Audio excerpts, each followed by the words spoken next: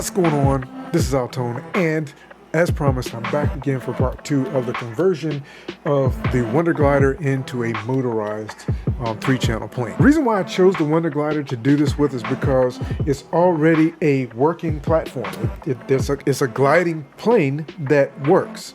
Doesn't have a motor on it, and Flight Test actually has a very similar platform that has a motor and all of that installed. And I can't remember the name of it off the top of my head right now, but they do have one available. This one came with 5 in the kit, which means I got the opportunity to practice my building skills with foam before I started building my FT tutor, which I have in a box back there behind me, ready to be built.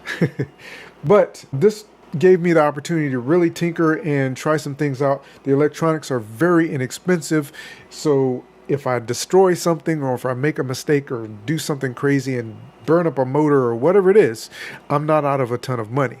And this gives you the opportunity to learn and grow. While you are tinkering, that's when you learn. So I did a lot of thinking through this. The receiver that I'm using is a fantastic receiver. It is the Radiomaster R84, which is fantastic. You see, I've done a little bit of painting. The reason why I painted this foam is because unlike the Flight Test foam, this foam is actually not water resistant. I went out and I actually did a test on the foam itself.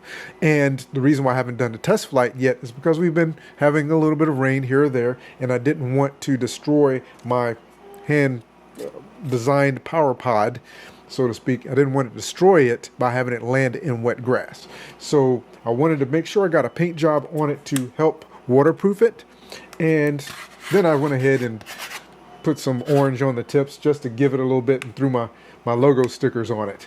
So one of the comments that I received was about this, in which they thought that the reason why I placed that there was to add weight to the tail of the plane. It has nothing to do with adding weight to the tail of the plane. What it is actually the receiver that I'm using has 2 antennas on it, and I needed to route those antennas somewhere in some way where they weren't just sitting next to each other in the back of the aircraft. And the placement of the receiver with where I placed it back here to get it away from the rest of the electronics in the plane, the antennas, I actually took antenna tubes. I had a bunch of antenna tubes that I was using for my RC cars in the past, and I hot glued an antenna tube that runs in from here, and I actually ran through the bottom one of the antennas up this antenna tube, which gives it a nice upright position.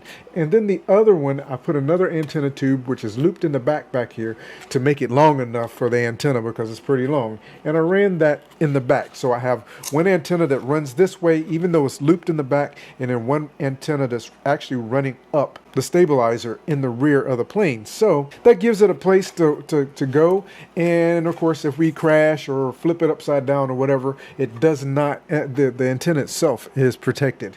It's not going to affect that at all. And of course we have our servos here, and I put them there because they are actually already had a marking here, which I assume was for the servos. To me, the best placement, because if I put them inside the body as thin as the body is, I would actually have to also cut holes in the side of the fuselage in order to run the servo wires out of, and I really didn't want to do all of that. I'm trying to do as few modifications to the body of the plane as I possibly can, just doing the modifications to the front for the power pod and trying to get the balance right.